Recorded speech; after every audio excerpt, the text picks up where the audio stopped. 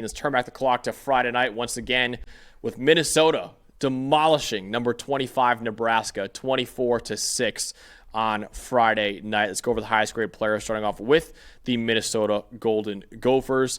Highest graded player was offensive guard Dylan Ray, 78.9. Jayonte McMillan, the cornerback, 75.2.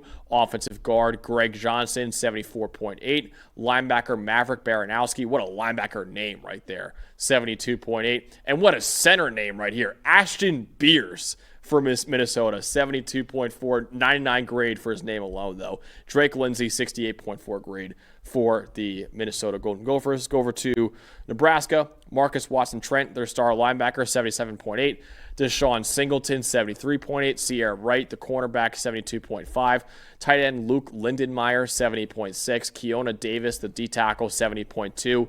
And Dylan Raiola with a 57.6 grade in the loss. Dalton, what told the story in this Friday night game? I think it is what has told the story in part for Nebraska in the games that they have struggled this year. Minnesota's run game really controlled the pace of this game, and they could stay patient with their offense, and they didn't need Drake Lindsey, I should say, to go out there and carry them at any point, right? They could just go, okay, hey, we've got Darius Taylor. He's the workhorse. We know he's healthy now. It's good to see him healthy, but you look at the rushing difference. We're taking out sacks because this is the ultimate. Yes, you're going to we'll talk about it later. This is the ultimate takeout sacks game when you have actual rushing yards here the way they should be counted. 187 for Minnesota, 99 for Nebraska. Darius Taylor with 147 of those 187. 5.5 yards a carry, 4 explosive runs, including a big 71-yarder early in the game that set up points for Minnesota.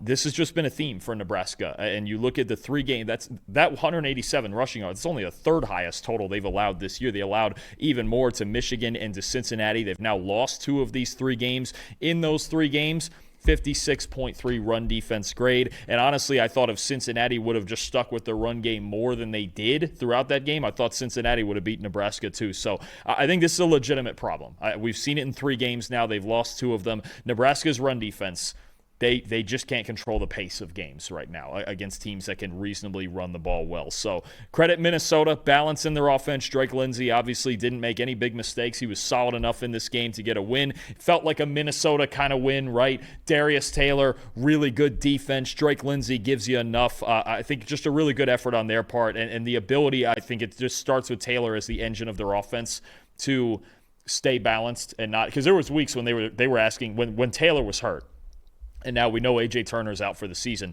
They were asking Lindsey just do too much. This is what Minnesota wants it to look like, and they got to play to their identity for 60 minutes here. Yeah, the reason why we don't count sacks as a part of rushing yards is because Nebraska had, for most people, 36 rushing yards in this game. What did they have total in actual rushing yards? It was like 80-something? 99. Well, that's because they had 9 sacks in this game. Yep. Minnesota, a school record, 9 sacks against Dylan Raiola.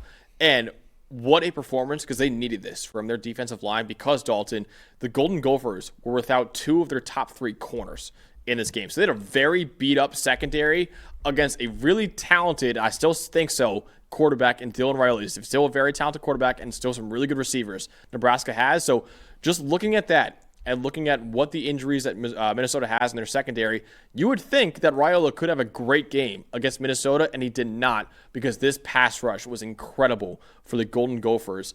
45% pressure rate. Both edge rushers, and Carter Menz and Anthony Smith, each had 3 sacks. Dylan Raiola was scrambling for his life back there, and because of Minnesota's pass rush, he was trying to play too much hero ball, trying to make too many Patrick Mahomes-esque type plays back there, and really he had to. It wasn't even like he was trying to do it. He had to do it for Nebraska in this game.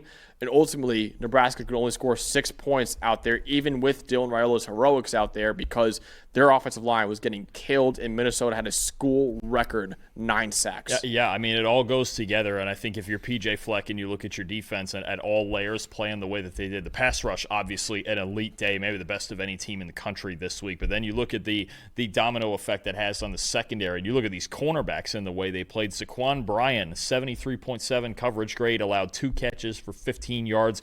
Jayonte McMillan, 1 catch allowed for 4 yards. You just look at Nebraska's receivers and you go, the key guys that we thought you were getting. Isaiah Hunter, okay, he had 5 catches for 40 yards. Not a whole lot here. Ja'Cory Barney had 1 catch for 1 yard, and Dane Key did not have a catch in this game.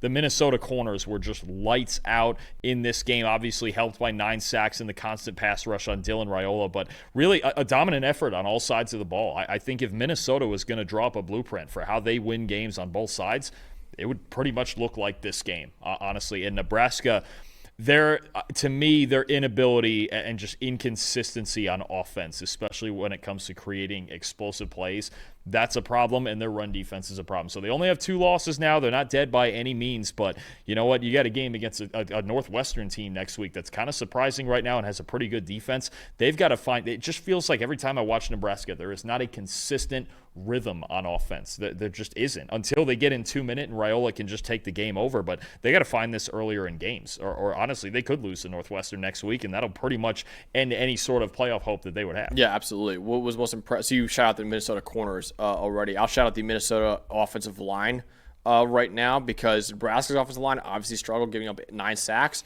Minnesota's thrived, though, in this game. 80 pass blocking grade for the offensive line, 0 sacks, and 0 hits allowed on Drake Lindsey. Only a 5% pressure rate allowed by Minnesota on the offensive line in this one, too. And a 65.5 run blocking grade is the best by Minnesota against an FBS team all season.